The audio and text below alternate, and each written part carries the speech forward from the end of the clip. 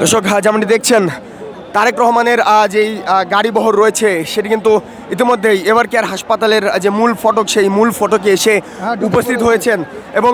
আজকে 9:55 নাগাদ তিনি কিন্তু সিলেটের যে ওসমানী বিমানবন্দর রয়েছে সেই বিমানবন্দরে এসে অবতরণ করেন এবং সেখান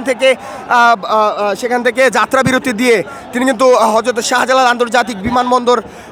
যাত্রাবিরতি দিয়ে হযরত শাহজালাল আন্তর্জাতিক বিমানবন্দরের উদ্দেশ্যে যাত্রা শুরু করেন 10:50 নাগাদ এবং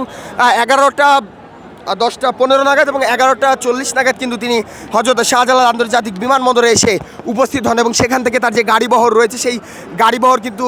শাহজালাল বিমানবন্দরের যে 8 নম্বর গেট রয়েছে সেই গেট দিয়ে বের হয় এবং সেখান থেকে সরাসরি 300 ফিটের যে সংবর্ধনা মঞ্চ সাজানো হয়েছিল তারেক রহমানের আসার খবরকে ঘিরে সেই মঞ্চে যান এবং জাতির উদ্দেশ্যে তিনি কিন্তু ভাষণ দেন। সেখান থেকে সরাসরি কিন্তু এভার কেয়ার হাসপাতালে এসে উপস্থিত হয়েছেন। একটু বলে রাখতে চাই এখান থেকে কিন্তু তার ফিরোজার যেই বাসা রয়েছে বাসভবন রয়েছে সেই বাসভবনের উদ্দেশ্যে তিনি যাবেন এবং আগামী 26 তারিখ এবং 27 তারিখের পরিকল্পনা যদি বলি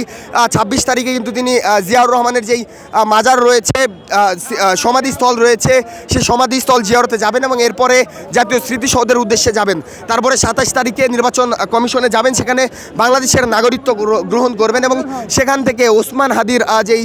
কবর রয়েছে যে সমাধিস্থল রয়েছে ঢাকা বিশ্ববিদ্যালয় কেন্দ্রীয় মসজিদের পাশে সেখানে কিন্তু সেই সমাধিস্থল জিয়ারতে যাবেন এবং যেমনই দেখছেন তারেক রহমানের যেই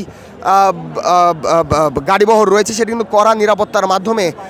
এই এভার কেয়ার হাসপাতাল প্রাঙ্গণে এভার কেয়ার হাসপাতালের যে মূল ফটক রয়েছে সেই ফটকে এসে উপস্থিত হয়েছে এবং কিছুক্ষণ আগেই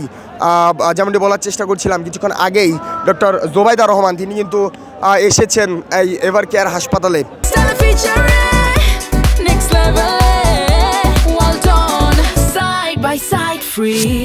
একটু বলে রাখতে চাই তারেক রহমানের 300 ফিটের যে বক্তব্য সেই বক্তব্য যদি বলি রাজধানীর পূর্বাঞ্চলে গণসংবর্ধনা স্থলে পৌঁছেছে তারেক রহমানের বহনকারী গাড়ি কিন্তু আজকে দুপুর 3টা নাগাদ এবং 3:51 দিকে কিন্তু তারেক রহমান মঞ্চে ওঠেন এবং বেলা 3:57 তিনি বক্তব্য শুরু করেন। শুরুতেই বলেন প্রিয় বাংলাদেশ, তার সঙ্গে বিএনপির নেতারা ছিলেন। মঞ্চে উঠে নেতাকর্মীদের উদ্দেশ্যে হাত নাড়েন তারেক রহমান। মঞ্চে তারেক রহমানকে স্বাগত জানান বিএনপির মহাসচিব মির্জা ফখরুল ইসলাম আলমগীর এবং বক্তব্যে তারেক রহমান কিন্তু বলেন 71-এ এদেশের মানুষ যেমন স্বাধীনতা অর্জন করেছিল 24 সালে তেমন সর্বস্তরের মানুষ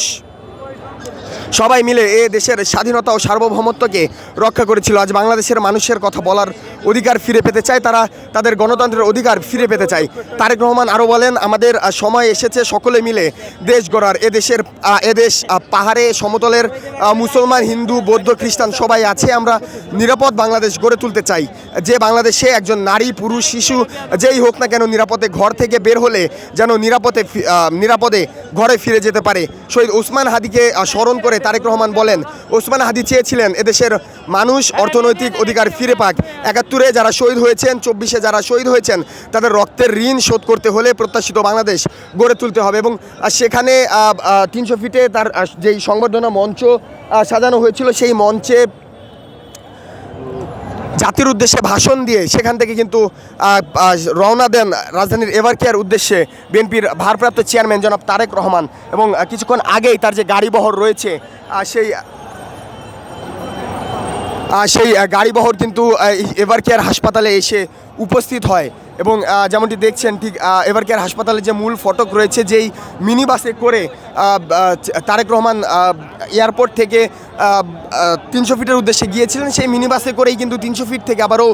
এই এভার কেয়ার হাসপাতালে অসুস্থ মাকে দেখতে এসেছেন এবং কিছুক্ষণ পরেই